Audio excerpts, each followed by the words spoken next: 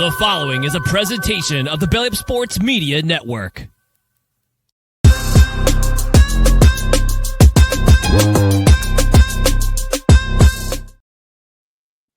Welcome in to an all-new edition of the Belly Up Fantasy Live Baseball Show on the Belly Up Sports Network.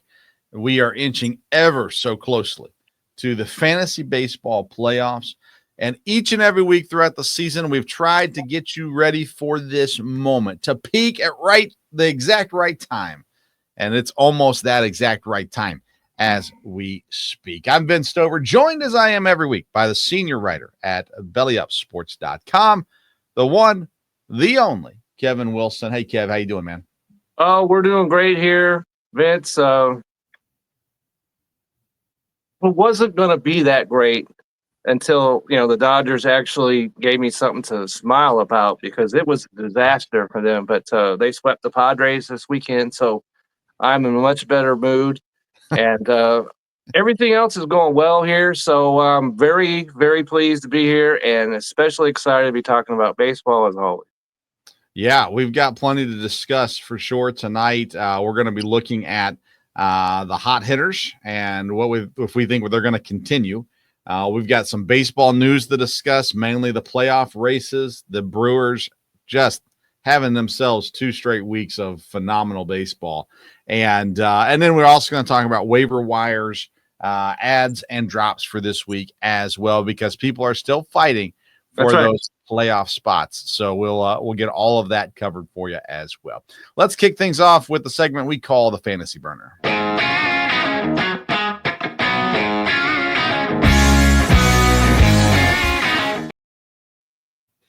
Fantasy Burner is presented by Belly Up Sports. You have 2 ways. Well, 3 ways technically, but 2 ways to consume Belly Up Sports. Number 1, on the website, bellyupsports.com. You find articles left and right. We're talking NFL, Major League Baseball, NBA, NHL, and NASCAR, all kinds of stuff. Plus, of course, fantasy sports articles there as well. It's where you find all of Kevin Wilson's articles. The second place is the Belly Up Sports YouTube channel, and we've got content flowing out of our ears on the Belly Up YouTube channel right now. We have a new series that just dropped today, the Belly Up Sports Mic Check. We've got this show. We've got the Fantasy Football Show. We've got my show. We've got the stuff that Kevin appears on. I mean, we're talking just content galore. So check it out at the Belly Up Sports YouTube channel as well. Kevin, today for the Fantasy Burner, we're talking about miracle or mirage. They got these hot hitters in Major League Baseball right now. Is it going to carry through to the playoffs, or is it someone that maybe we need to not put all our eggs in that basket, so to say, as well? And I'm intrigued to see. I've got 5 guys. I'm intrigued to see kind of what you have, and I would assume we're going to match up at least on some of these. But let's talk about the hot hitters. Who do you want to talk about? Okay, so the first guy is a guy who disappointed us greatly in the earlier parts of the season, and it was discussed and debated whether this guy should be dropped or not, and I believe that he was in many instances. But the guy that I'm talking about is Michael Harris of the Atlanta Braves, who entered play today. In his last 30 games, he had hits in 26 of those games. And let's see, 17 of those games, he had 2 or more hits, including 8 straight games. So this is the hottest hitter to be found right now in Major League Baseball, bar none. And 100%. Okay, so this is a guy that's got a lot of talent, and the Braves, it's way too late now, but the Braves are playing better baseball. They're hitting better. And so there's no chance this guy can maintain a 26 hits and 30 games, pace. But I absolutely believe that because he did it a year ago, coming down the stretch, he was a hot hitter. And I think he can continue to do that. So if you've got him on your roster, which I do, I am absolutely believing in him that he can carry some teams down the stretch to the fantasy playoffs. Yeah, I'm with you. I mean, you talk about total hits, you're talking about good batting average, you're talking about RBIs coming over this last week. In the last 8 games, not counting today, in the last 8 games, 17 hits. So you talked about it, 8 games of multiple hits. There it is, 17 hits in 8 games, just on it. And we've talked about Michael Harris throughout the year a little bit. We talked about him, when people were dropping him and things like that. And, there were some teams that weren't able to be patient with him, but patience wore off in this case, was rewarded in this case. And what Michael Harris is doing right now, and there are some hot hitters out there, but Michael Harris is the hottest. All right, good. And all right, am I back? I thought I was the one that was okay. Lost. But so we're still here. We're still here. Okay, so we're good. Harris, amazing. We're all in on him. I agree. All in on him. Yeah. All right, who's batter number 2 you got? Batter number 2 is Jacob Marcy of the Miami Marlins. Okay, who, let's see, had hits in 11 of 15 games entering play today. Okay, so in August 15th, 15 games he's been in, 11 hits. Not 11 total, but 11 games he's had hit in. And so he has had 5 2+ hit games, 4 hit games on Wednesday. And he's currently hitting .353 on the season. And as good as this guy is hitting, this is a mirage to me right here. Okay. And because he plays for the Marlins, who was hot for a time, but has cooled off. And we all know Miami is not the hitter's paradise to be playing in down there. And we've always talked about, you have a guy that's hot, you keep him while he's hot. Yeah. And this is the guy, when he cools off, you shed him off your roster, especially if you're battling for a playoff spot. So I like what he's doing, but I don't see how he's going to continue to hit at this level. Yeah, I think that's a good point. So he was on my ads list 2 or 3 weeks ago. I don't remember when now. And he's the kind of player that, like you said, as long as he's hitting, keep him. But as soon as he cools off, you got to cut ties. Like, go get somebody else. He's not proven that he's going to pick it back up again. And by the way, Miami, what a rough outing. And today, Dane Myers, I think it was, caught the ball, hit the wall, and the ball popped out of his glove for a home run. Like, it just painful to watch. But I like that one. He wasn't on my list, but I like that one a lot. I'm going to go Milwaukee heavy probably here. Christian Yelich is my guy. 524 is what he's hit over the last week. He has led the Major League Baseball in RBIs, having 12 RBIs over the last week. Obviously, the Brewers have been hot. We'll talk about them more in a moment. But Christian Yelich has been the leader in the clubhouse right now for Milwaukee, even though there's other guys hitting well. What Yelich is doing right now, I don't think he should get MVP or even really legit consideration for MVP at this point. But what he's doing at this moment, he's playing MVP level baseball. And so to have him step up right now and lead the way, he's one of the hottest hitters. And I don't see it changing. Now, I'm not saying he's going to lead the MLB and RBIs every week, but I think the consistency of Yelich right now, both with hitting, he's giving you a little bit of everything: home runs, RBIs, some stolen bases here and there too. Like, I love what Yelich's doing. I know I'm a Brewers fan, but I just legitimately believe he's been there, done that. Those former MVPs, when they're on it, I don't see it falling off when he's in the middle of a streak. So I love Christian Yelich right now, and I think it continues through the playoffs. He's certainly done it, MVP and everything else. So I'm with you on him, absolutely. And the next guy that I have is also a Milwaukee Brewer.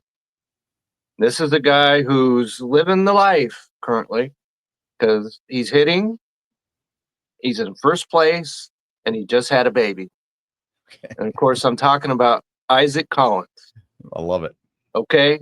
And mysteriously enough, in our dynasty league, somebody dropped him when he went on a paternity leave, which baffles me to no end.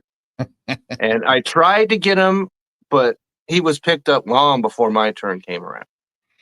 And so, but this is what, in his last 18 games, he has hits in 14 of those. okay, including 8 2-hit games, 18 RBIs, 17 runs. And before all this began, nobody had ever, you probably have, but outside of Milwaukee fans had never heard of Isaac Collins' name. Right. And so the way Milwaukee's playing, I could see that he continues, but they're, like I said, 14 hits and 18 games or whatever. I don't see that pace continuing, but he is on the hottest team and swinging the bat well. So he's another guy that you don't do anything with until he cools off, if he does. So these are guys, like I said, I tried to move heaven and earth to get this dude on my team, and it didn't work. So everybody now knows his name. Yeah. So I really like him going forward. I just think it's wild when you look at the Brewers, the guys that have stepped up into fantasy relevancy this year. You look at Vaughn, who we talked about back when the trade happened, Collins, Sal Frelick, like these guys in Milwaukee, everyone loves them, but nationally it's kind of like, oh, wait, who? And to have these guys, Durbin has played really well at third base, even though he's split in time right now. Ortiz has actually been decent too. Like to have these guys be fantasy relevant is incredible. When you talk about the outfield of Collins and Frelick, I mean, the things they're doing are incredible. And Collins, you're right. That bereavement, I hated it that he had to, I mean, I get it and whatever, but I hated that he had to miss time because I'm like, man, he's got a groove right now. Like you don't want him to lose that groove. And so I'm interested to see with him back what it looks like, how quickly he continues to do what he's doing, or if it does drop off. It would worry me anytime. I mean, you saw it. You see it all the time in the playoffs. I've thought about this ahead of time and we're kind of changing the subject slightly, but do you want the bye or do you want to keep playing, right? It's like, okay, how does this fall in? Do you want the time off to get healthy and rest, or do you want to stay in rhythm?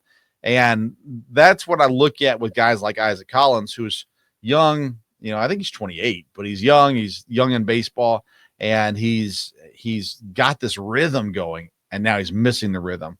And that worries. It doesn't worry me with older players. It terrifies me with less experienced guys. And so for Isaac Collins, he has been, I mean, one of the heartbeats in Milwaukee this year. He's been incredible as a player, great as a fantasy asset and value. It worries me that he's out of rhythm, and I'll see what it looks like with him returning. That one scares me. But another Brewer, Kevin, that doesn't scare me is William Contreras. And it's another guy that underachieved compared to what we thought he was going to be this year. But in the past week, he's been batting .480 with 10 RBIs. I mean, anyone who's hitting over 400, even just for a week, you're like, my soul. But I go back to it. He's been there, done that. He's a guy who has proven he is talented enough to continue this.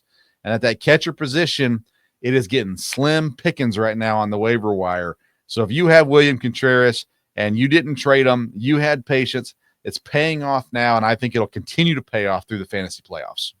It's funny that you bring him up because we discussed this way back, and I actually posted a clip of this, me saying remain patient with William Contreras.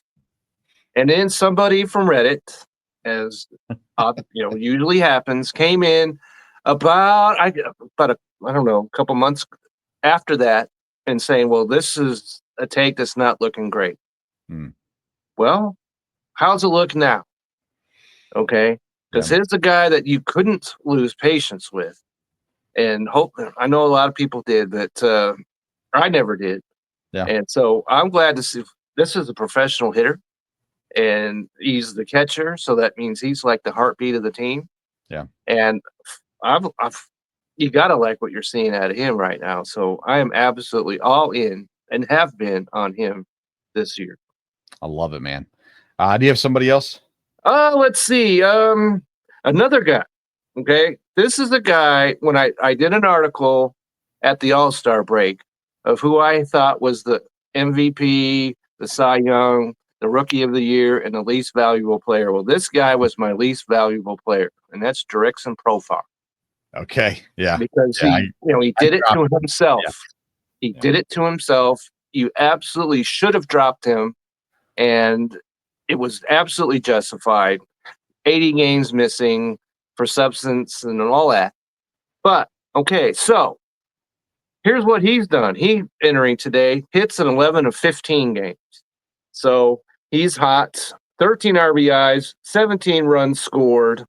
All right. So this is a guy who, if you remember a year ago, and who knows if that was fueled by, extracurriculars or whatever, but he was an all-star a year ago. And now he's just like we talked about Harris. They're a better lineup right now. So this is a guy that I can see that maintains his strong batting down. Too bad it came way too late for the Braves, but he's a guy that I could see having confidence in going down the stretch, because I was curious to see when he came back to the lineup, well, does he turn into a 220 hitter now because he doesn't have the juice?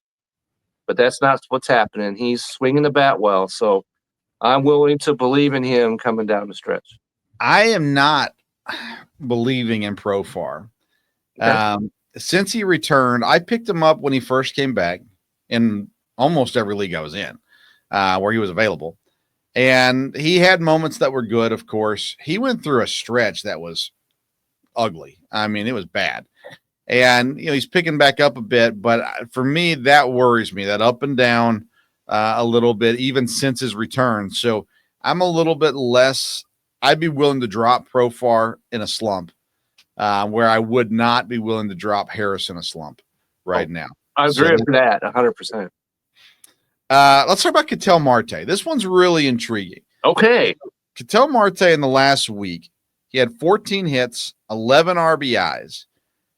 But we've also heard teammates don't like him. Yes. Now we've heard he's I going to got some comments on this, so go ahead. They're going to shop him in the offseason, all that kind of stuff. So what does that mean to his bat? Does it mean that he's going, okay, I got to show off for the new team? Does it mean, hey, if everyone hates me, then fine. I'll shut down. I'm curious to get your thoughts on this one, because Marte is typically a guy that I would say all in. Yeah, it's going to continue. It's going to be great.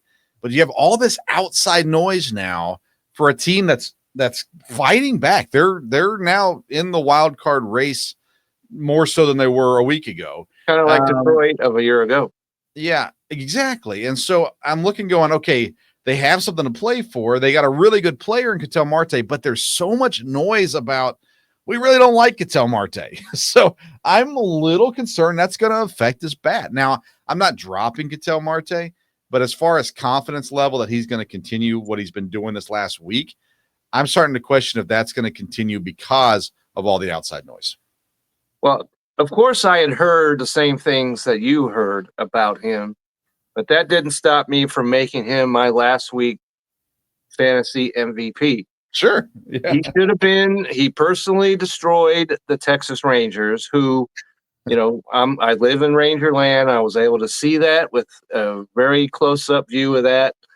And so the interesting part of this to me was whomever made these comments, whatever players made these comments, did not identify themselves. And I always discount a little bit when you have something to say but don't have the what's the right word? The guts. Okay, let's just call it that. Yeah. To put your name behind it. Right. And so maybe that means something, maybe it doesn't. But I don't see that affecting him a lot, because he did it last year until he was hurt. Right. This is a professional hitter, and I don't have him on my list, but like I said, I just made him last week's MVP, and I'm super high on him still, and it'll be interesting to see, because if the Arizona trades him, that's a huge mistake in my mind. He's a guy who plays at an MVP level. And so there's what I think about that. I'm going to come back to that in the next segment. Okay. It's a good conversation to have, and we'll talk about it soon. Any other players I think I've got? Okay, so one guy. Okay, and that's Noelvi Marte. Okay, another Marte. Okay, another Marte, not relation, I don't believe. But that's the Cincinnati Reds third baseman and outfield, which you just saw playing your Milwaukee Brewers. Yeah. Okay. Hits in 8 straight games. Okay. and 9 RBIs, 6 runs, and let's see. And so he's been hot. But this is the problem with him, as he did 6 of 8 of those games were at Cincinnati's home park, which we all know is a hitter's park. Right. But he's getting ready to go out on the road to the West Coast. And most of the West Coast, they're not hitters' havens other than Sacramento. But so this is a guy that I do not believe in, especially over the next week or so, being out on the road. He was hot, but I'm not willing to invest in him because I don't think that's going to carry over. Yeah, I'm out on most Reds at this point of the season. I'd have to go back and look before I made too bold of a statement. But I would say the large majority of Reds, I've had Matt McLain for most of the season. Probably should have dropped him earlier, dropped him in a league finally. Just what was the point, right? I had Spencer Steer for a long time, dropped him several weeks ago now as well. Marte's had his moments. There have been a couple guys. Hayes had his moments. Friedel had some moments, whatever. Without looking at the numbers, I would say Ellie De La Cruz is about the only Red that I'm interested in at the moment. And then on the pitching side of things, I'm still in on Green. I think there's some potential there on matchups for the pitchers. But these guys, McLean, Steer, Marte, Hayes, you name it. If it's not De La Cruz, I'm not interested in Cincinnati right now as well. So I'm with you on that. Okay, so that's it. That's what I have. Right. There you go. Fantasy Burner presented by Belly Up Sports. Check it out, bellyupsports.com or on YouTube, the Belly Up Sports Media Network. Now, segment number 2, it's the Hot Corner.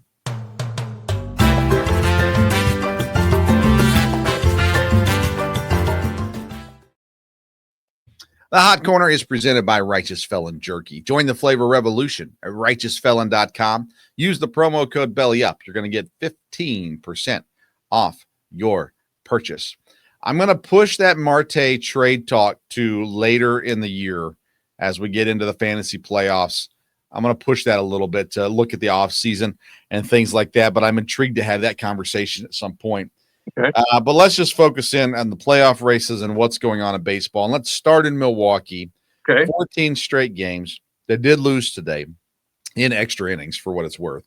Friday, first of all, the Friday 8-1, game yeah. was something special, man.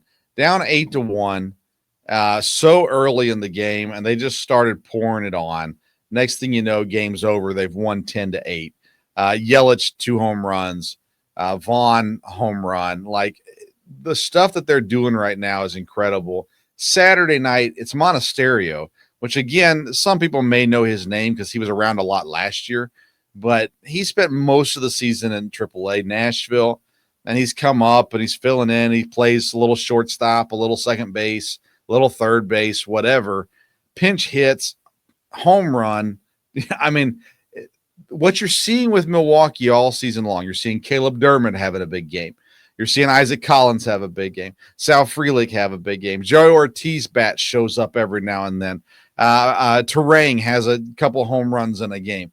Vaughn comes over from the White Sox. Most people laughed when I said, hey, he just needs a new culture and he'll be fine. Look at him now. Like, the guy is set at first base for Milwaukee right now. Jackson Churrio's been injured now. He's been on the IL for a while. No fall off whatsoever. And Yelich, like we talked about earlier, playing at an MVP level. So you throw all that into the pitching looking pretty decent, the bullpen looking pretty solid. Like, you just go, okay, I'm a fan. I'm a Milwaukee fan, and I have the highest of expectations right now. I did not coming into the season, but at this moment, I'm going, why shouldn't we win a World Series? So I need Kevin to give me some reality and let me know, like, they're obviously for real. I'm not asking that. No. But are they legit the best team in baseball?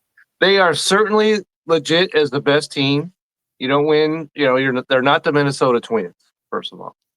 So that's good news because, we'll leave that aside. But the question you have to ask yourself about the Milwaukee Brewers, because it's still the middle of August.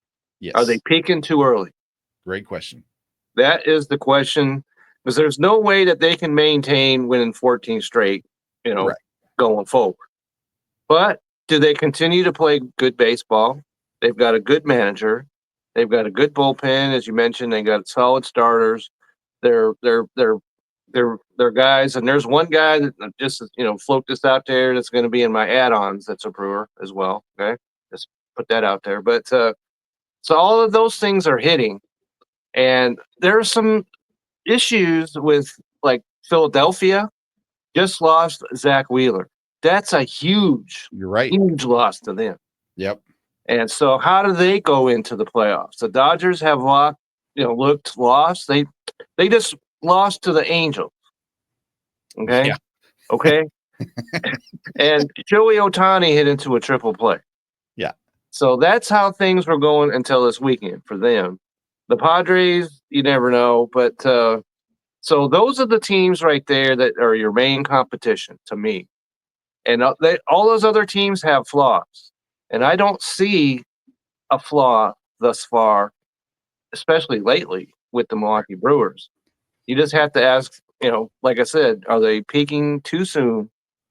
And we talked about this on not this last, yesterday, because there was no credentials required show, but the weekend before that, we talked, and the question was, do they win? Because they've been right there. And then the first round has bit them every single year. Win that first round series, then I think things will be flowing for them after that. So when I look at are they peaking too soon and that question, there are only two teams in the National League that have a winning record against teams who are 500 or better. The Phillies are 26-25. One game I had above 500 against teams that are 500 or above. I'm sorry, the Dodgers are also 29-28. They're one game above 500 as well. The Milwaukee Brewers are 17 games above 500 against teams of 500 record or better. So they're at 37-20. That is so drastically better than everybody else. They dominated against the Dodgers. We've seen them well against all these good teams, the Cubs, that as well.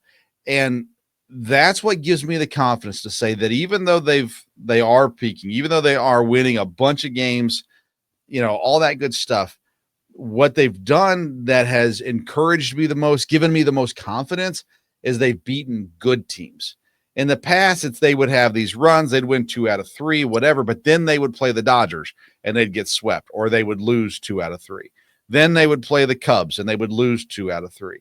Then they would play the Phillies and they'd lose 2 out of 3. And that's not happening this year. They are consistently winning series against the best teams in baseball, and they are 7 games above the Phillies, 7 games above the Dodgers. Like, they are not just the best team in baseball. They are legitimately dominating not only the division, but the conference, and really not even just the conference, all of Major League Baseball. The Blue Jays are 5 back. The Dodgers are 5 back. That doesn't matter until the World Series, of course. It doesn't even matter then, I suppose. But 8 games above the Cubs right now, which just makes me smile. Like, I cannot be happier with that, right? And the Cubs haven't been playing bad baseball, but they're still kind of bad because they lost 2 out of 3 to Pittsburgh. That's not good. That's not good. That's true. Good point. But they're 70-53. Like, they're a good baseball team. So let's look at the National League's picture right now. Brewers, Dodgers, and Phillies currently in first place in their divisions. The Cubs are 5 games up in the wild card race. The Padres are 3.5 up in the wild card race, and that leaves the Mets currently sitting in the final spot with the Reds 1 game back. The Cardinals are still 5 games back, which they've lost 5 straight, so that probably doesn't help. The Giants, they lost a whole bunch of games this week. Yeah. And the Diamondbacks were on this rise, and then boom, they lost 3 straight. So last week we said the teams are set. We feel pretty comfortable. This is who's going to be in it. The Reds are still sniffing there, and the Mets have not been playing great baseball either. They've lost, 8 last 10. their late season acquisition in Ryan Helsley has looked absolutely awesome. What team, and I didn't ask you this beforehand, so you may not have an answer, but what team made a big acquisition at the trade deadline and has done better? Has done better? Not the Giants go out and get Rafael Devers. They fall off the cliff. Absolutely. It's gone sideways. The Mets go out and get some bullpen help. Right. They really struggle. The Cubs made a few, not massive moves. They haven't been as good. Right. The Phillies made some small moves. They really haven't been great either. Like I sit there and go, these teams that made moves, it didn't work. Right. And then you go and you look at the Brewers who, okay, they got Shelby Miller and he's pitched a few games, but that's not a big move. No one cares. No one blinked at that. No. And yet they're still running the roost right now. Like maybe the trade, maybe the what was available this year wasn't as good as past years, but the trade deadline has absolutely just backfired on the teams that went all in at the trade deadline. Look at the Yankees. Yes. Just for an example. Yeah. And that's your biggest example. And Toronto did not make a lot of moves. Toronto and Milwaukee basically stayed steady. And the Dodgers didn't either. True. So, that's because they made all the moves in the offseason. That's true. That's very true. And, the Phillies brought in the closer, and he pitched extraordinarily well. Yeah. And so that was working. Yeah. And but the Phillies, and when it comes to him, though, it's a blood clot. That's got to raise concerns other than baseball for this guy. Yeah, it's a blood clot. This is I don't know a whole lot about it, but that sounds very serious. Right. So, you're hoping the guy's going to be okay. Right. First of all. Yeah. And second of all, it's a huge loss for the Phillies. And especially because we're going to get into this a little bit later, because there's a pitcher that I'm absolutely going to hammer. Absolutely going to hammer. And so that's not looking good. So them losing him, who do the Phillies turn to as their stopper now? Yeah. They don't have one. Let's look at the AL real quick. Blue Jays, Tigers, Astros on top currently. Right. Mariners are pushing in the West. They're only a game back. They are currently the head of the wild card, but the wild card, Mariners, Red Sox, Yankees, currently sitting there. The Guardians 3.5 back, Royals 4 back, Rangers 5.5 back. Yeah. I thought we were going to see more of a push this week, and we didn't.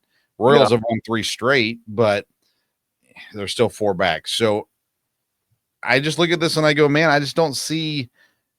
There's still enough time where one of these teams can make a run and another team could fall off, but when we see these guys as the top, the guys at the top are the guys at the top for a reason. Yeah, when we went live last time, Cleveland was just a game out of the wild card. Yeah, and they've stumbled. Yeah, and of course they've got a guy who got taken out the back and just said don't come back. They cleaned out his locker and everything else. That's not good. That's so wild. Yeah, and Toronto, if we're going to talk about that, they made the one acquisition that they made that I really liked. It's about to come off the IL, and I think that's going to help them. I'm talking about Bieber, of course, but Cleveland has fallen off, and so when we talked last time, we were like, well, the 3 teams that are in the wild card in the National League, those are the 3 teams. Yeah. And but those, kind of fallen back, but we were like, well, stand by for some races in the American League. Well, that's not going to happen now, I don't think. And so even though the Yankees have done everything that they've could to try and give it away, but I think they're going to at least straighten it out to make the playoffs. Yeah, I think the biggest thing to watch right now in the playoff race is the AL West, Mariners and Astros. Oh, absolutely. It's going to be a dogfight. Absolutely. And there is another issue because Josh Hader just went on the IL. Yeah, you're right. He may not pitch at all the rest of the regular season. Correct. They're saying he might make it back for the playoffs. Well, that's assuming that they make it. Well, here's the deal. Seattle, what we've said about them for the last 3 seasons. Great pitching, can't score, to save their lives. They have outscored Houston by 36 runs to this point in the season. They have allowed about 28 more runs than the Astros. With the Mariners being able to score runs, that changes everything for them. And the pitching is still good. It's not great, but it's still good. And as a matter of fact, it's like third, I think, right now in the American League. So just, keep an eye on that one. I think the Tigers are safe. I think the Blue Jays are safe at the top of their division still too. Yankees, they're going to make the playoffs. Mariners are going to make the playoffs. Red Sox, I still question if they got enough. But, who's going to catch them, right? Guardians, right. Royals, Rangers. Someone could, but I think it'd be more of them falling off than other teams really making a massive run. As much as I'd like to support the Texas Rangers, it's just not going to happen. And we've seen it. They won today, but their last two games they had the lead going into the late innings, and the bullpens collapsed both times. Yeah. And so those are the kind of games that you need to win, to me. When you're playing a quality team like Toronto and you're leading them and you let them off the hook 2 times in a 3-game set, that's not good. And so, and Nathan Eovaldi looked great, and he has all season. And Jacob deGrom looked good on Friday, but that's only 2 guys. And that's all they have on their starting pitching right there. So Merrill Kelly is a guy I thought was going to be a big acquisition for them, but it didn't turn out that way. It has not turned out that way. All right. Any other news you want to discuss? Oh, let's see. We need to mention Pete Alonso is now the New York Mets home run king. Yep. How about Cal Raleigh? Okay. First catcher in 25 years to have back-to-back 100 RBI season. Do you know who the last one was? Let's see here. Catcher. No, I would have guessed Perez, but no, I don't. It was Mike Piazza. Oh my goodness. He did it 5 straight years, 25 years ago. Okay. He's the answer to that question. There you go. Let's see. How about the Minnesota owners are keeping their team? Yay. What difference that makes, there isn't any. And that's about it. Okay. I like it very, very much. We could talk Brewers for another hour, but I won't bore the people with that. It's just been fun. That's the Hot Corner presented by Righteous Felon Jerky. Join the flavor revolution, righteousfelon.com. Use the promo code BELLYUP to get 15% off your purchase. Let's head into our final segment. We call it the Fantasy Focus.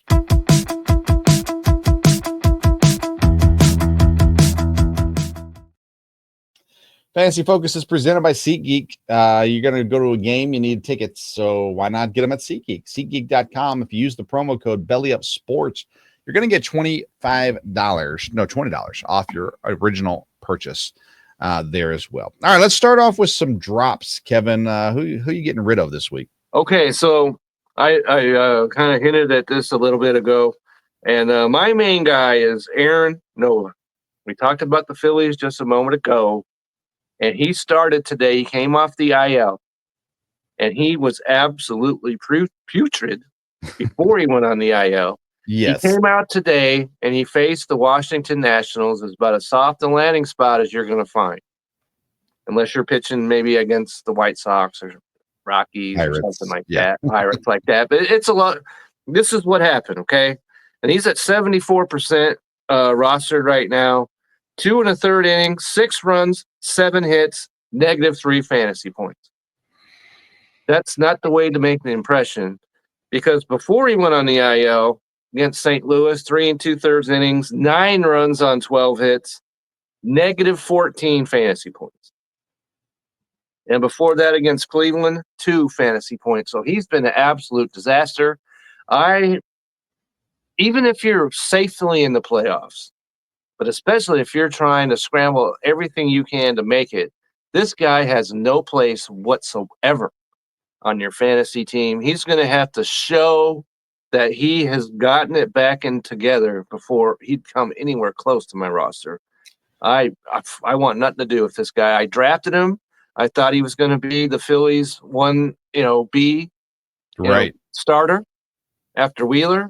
I thought he was almost as good as him, but it has been an absolute disastrous season, and I want nothing to do with him in fantasy. Yeah, and it's so sad because the drop off has been so brutal. It's been brutal, absolutely. Ryan Helsley traded to the New York Mets. Yeah, relief pitcher. Yeah, fantasy in his last. We can go back to even just all of August. August the 1st, 4 points. August the 4th, -3. Okay. August the 5th, 5 points. August 9th, 0 points. August 10th, -6 points. August 14th, -12 points. August 15th, -12 points. When he came over to the New York Mets, it's like, all right, got him in a good spot. He's going to get some holds, going to get some saves, whatever. The dude has collapsed, and he should not be on a roster. 73.9% rostered right now. We're getting ready to enter the playoffs, and you got a guy in his last 3 outings has dropped -30 points. He hasn't had a positive point since August the 5th. Like, cut ties, man. Let go of him. Ryan Helsley should not be on your team. And if he is, then you're probably sitting in the bottom 1 or 2 spots in your league right now because you're not paying attention to your roster. So Ryan Helsley has to be a drop in fantasy. I'm absolutely with you. And this is a guy that we discussed right after the trade deadline. And if your league doesn't have holds, then even before this collapse happened, there was no place for him on a fantasy team if that was the case. But even if you're in a league that's got holds, there's still no place for him on your fantasy because this has been an absolutely free fall. Yeah. And he's got to go. I'm 100% with you on him. All right. Do you have anybody else that you want to talk about? So one guy, Kansas City, and that's Seth Lugo. Oh, you're dropping Seth Lugo. Okay, this is why. Why. He's at 72.3%. We're talking about guys that are way high. Yeah. Last 2 starts at Minnesota. Minnesota can't swing the bats to save their lives. Okay, 4 innings, 7 runs on 9 hits, just 1 strikeout. -10 fantasy points. Yeah. Before that, Washington, who can't swing the bat to save their lives, 4 innings, 6 runs on 6 hits with 4 base on balls, only 2 strikeouts, -2 fantasy points. Who's he playing next? Next, he's playing the Texas Rangers. Okay. That's kind of okay because Texas Rangers aren't swinging the bat very well. But if you're, like I said, if you're fighting for your playoff life, you don't want this guy to be the reason why you don't make the playoff. If you're in a position where you're number 1, like your dad is, and you've got Seth Lugo on your team, you can, give him a little leeway. But if you're in it, and you're like clawing at the very end of your fingertips, Seth Lugo, I don't want him. I would, man, that's a tough one. Because I would probably tell people, give him one more start. And I know we're running out of time, but I would, as far as the fantasy season and stuff like that, I'd hate to drop Seth Lugo and him kick it back into gear against the Rangers and someone else pick him up, and I missed out on it. He's had a good enough season where I'm giving him one more. And if it's below double-digit points, then I'm out at that point.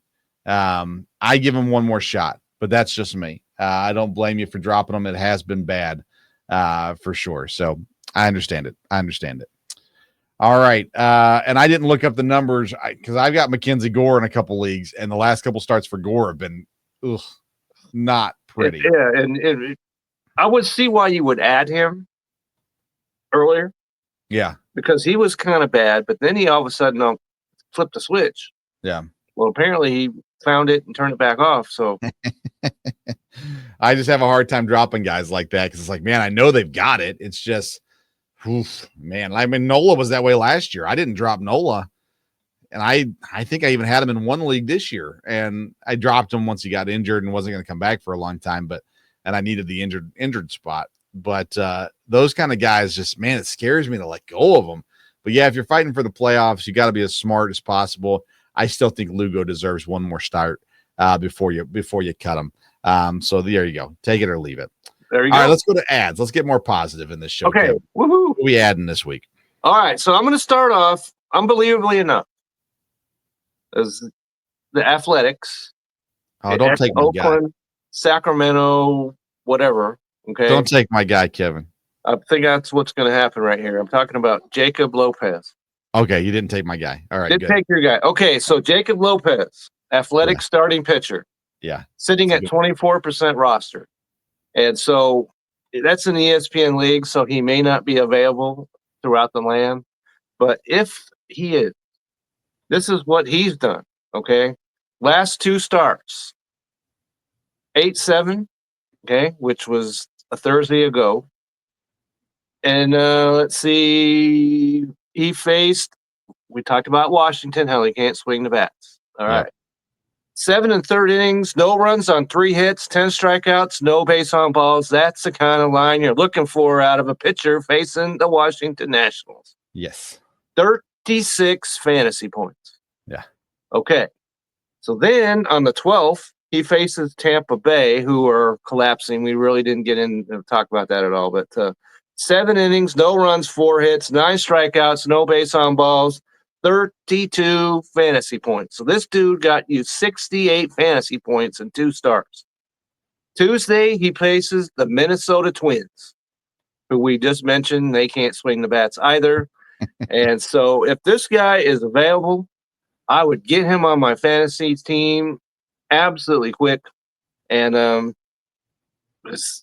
who else got 68 fantasy points in their last 2 starts? I'm sure somebody probably did, but I don't know. I don't know either. But somebody that did that pitches for the Athletics, got to give him 5 stars for that. So I send him right to the top of my list. That's a great one. I picked him up into my Fantrax league last week, I guess. I think I've only had him through 1 start, but obviously I didn't drop him after that start. I looked at him and I go, I'm going to let him pitch against Minnesota next week. Now that's a category league, but still super valuable. That's a great pick. Let me give you another A's player. This is a guy with some versatility, third base and shortstop, Darryl Hernaiz for the A's. He is just really good. Now, they just played the Angels, so you kind of have to take it or leave it a little bit. But he was 5 for 11 in that series against the Angels. The series against Tampa, he wasn't as good, but before that, he had a good series against Baltimore and a decent series against Washington as well. So I really like what Darryl Hernaiz has been doing. He gives you that third base shortstop eligibility, which is really nice right now, especially as some third basemen have gotten injured, especially. I think there's still some shortstops out there, but third base is getting a little slim as well. So I like him right now. There's some ace players that have really been spectacular this year. So I really like Darryl Hernaiz right now. Okay, so like that as well. And I'm going to go to a guy who the Dodgers jettisoned over to the Boston Red Sox, Dustin May I'm talking about, who did not look good in his first start, but then he pitched against Houston in Houston. 6 innings, no runs, 5 hits, 8 strikeouts, 1 base on balls, 26 fantasy points. So, but the great news this week, he faces the Baltimore Orioles tomorrow. And we all know what kind of disastrous season the Baltimore Orioles are in the midst of. Right. And so I wouldn't get too excited about having this guy maybe season long, but for tomorrow's start, I'm certainly going to look to add Mr. Dustin May if I need a starter tomorrow. Fair enough. I'll go with another starting pitcher, this one in St. Louis of all places, Michael McGreevy. Michael McGreevy in his last 4 starts, or last 5, we'll go last 5 starts. He had 1 down against San Diego, a -7 pointer, but against Colorado at Colorado, he went 7 innings with 1 earned run, 20 fantasy points. Then at San Diego, he went 6 innings, 4 earned runs, 14 fantasy points, mainly due to his 4 strikeouts he got the win in that game as well. Against the Cubs, then, he went 6 innings, 0 earned runs. He got the win there. Also, 20 fantasy points. And then his last game was against Colorado. He went another 6 innings, 3 earned runs, 2 strikeouts in that one. Tuesday, he faces up against the Miami Marlins in Miami. And I just like that start. I think it's, again, he's not your burner. He's not going to be getting you 36 fantasy points like our friend out there and the A's is, but he's been pretty solid. He's 4-2 on the season, 28 strikeouts, a 4.41 ERA is not super great, but I like the matchup this week for McGreevy, and I like what he's doing right now in St. Louis. Hey, I like that one as well. And so on mine, I'm going to go from young guy to about as gray beard as it's going to get. Okay. And that is Max Scherzer, Toronto Blue Jays. Okay, so if you happen to see on the 8th, him duel, it was against the Dodgers, him and Clayton Kershaw. That's what baseball is all about right there when you've got veterans going at it. They both pitched extremely well. And fortunately, the Dodgers got the better end of that. But he pitched 6 innings, 2 runs, 6 hits, 5 strikeouts. Okay. So then in his next start against the Cubs, 7 innings, 1 run, 5 hits, 7 strikeouts, 1 base on balls. Okay. This is the best part, though. Tuesday against the Pittsburgh Pirates. I like it. Okay. Doesn't get much better than that. He's a guy that we know knows how to pitch, and he's on a hot team. He's pitching well against a team that's going absolutely nowhere. So this is a guy that I would see if I can get him on my fantasy team. All right. Kevin, you know I'm a sucker for call-ups. And this week, one of the best prospects in Major League Baseball got the call-up, Sam Basallo over in Baltimore.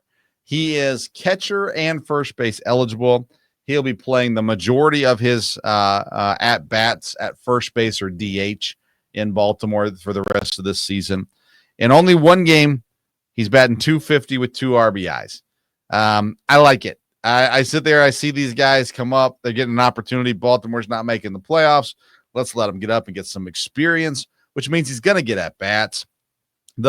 As bad as Baltimore's been this year, there's so much talent in that lineup that, you know, he's not going into a lineup where he's just going to get torched. Like, he's going to get real opportunity, and he's been great in AAA this year too.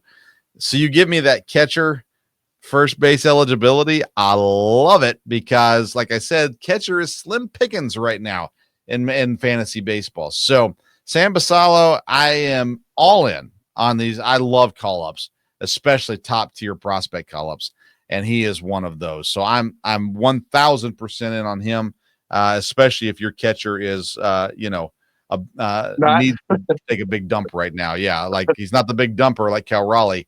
He needs to have a big dump. He needs to be dumped in a big way. Sam Basallo is a great option for you. Okay, so that would certainly work. And there's a guy that's surprised that you not bring up, and that's there's a guy that's on the Milwaukee Brewers who's right around 10% rostered, and that's Joey Ortiz. It's a good one. Third base, shortstop, who went hitless yesterday and today, but before that had hits in 12 of 14 games. So he was hot as any Brewer. All right, including 7 games with 2 or more hits, 3 games with 6 runs. There's a doubleheader tomorrow between the Milwaukee Brewers and the Chicago Cubs in Chicago. So if you can get this guy on your team and get him started with a doubleheader in Wrigley Field, that's got to be enticing to anybody that needs a spot, because there's more teams than usually playing Monday, but there's still teams that are off. You might have some open spots in your roster. Look at this guy and get him on your team. I like it. I like Joey a lot. I wish he was a little bit more consistent, but I like him for sure. My last guy, this is a weird one because I'm telling you not to pick him up, but you need to keep an eye on him for after his start on Friday this week, because he's been pitching really good baseball, but he's playing the Tigers this week. I don't like the matchup. All right, but we're close to the playoffs, so I want to get his name out there. Kansas City starting pitcher Ryan Bergert. Listen, this guy right now, His last 2 starts, Minnesota, 5.2 innings, 2 earned runs, 18 fantasy points. He had 8 strikeouts. Against the White Sox, he went 5.1 with 1 earned run and 7 strikeouts as well. He's been averaging 5, just over 5 innings in a start. Like I say, he's playing the Tigers this week, so don't pick him up this week, but keep an eye out. Where's he going next? What's going on? Kansas City's fighting for a playoff spot. They're still playing decent baseball, and he had the opportunity to move into that starting rotation, and I think he's doing pretty decent with it. So keep an eye out on Ryan Bergert in Kansas City. Okay, so my last guy is a guy who is going to be kind of surprising. I'm bringing him up, but and he's a Chicago White Sox. Okay. And that's Miguel Vargas. Okay. Third base, outfield, first base. He's at 15.7% rostered. Just came off the IL and had hits in all 3 games this weekend. And he's going to be playing they're going nowhere, obviously, but he's going to be in the lineup.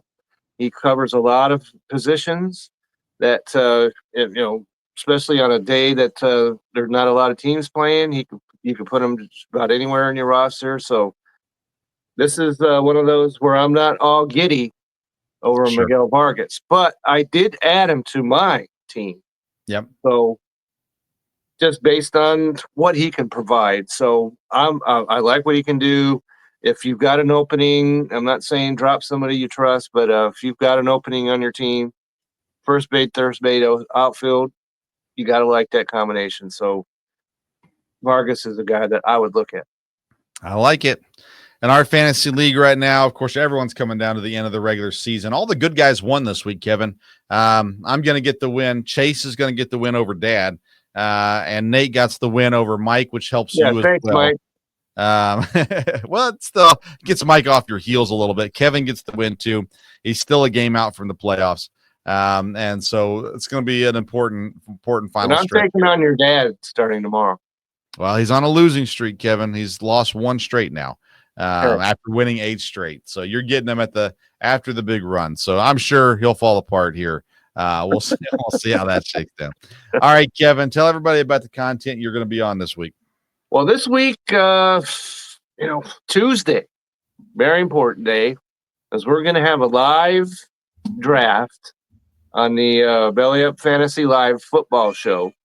We're going to do a live draft. So if you're out there going, how should a draft look? You'll want to check into that. Then on Friday, the Seahawks sessions on the BS podcast, we'll be talking about what they've done. And spoiler alert, you have to like a lot what we've seen out of the Seahawks so far. And then I don't think we're doing an NCR Saturday, but we'll be right back here next Sunday. And I dropped an article talking about if your favorite team, what is the chance they could win the division? I've got an article for that, so get over there.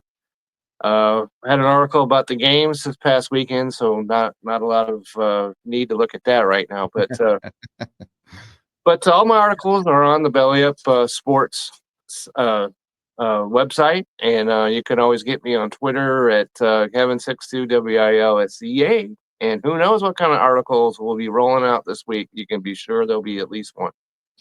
I like it. So Tuesday is an important day for fantasy football, folks. It's a live draft. It's our Belly Up League.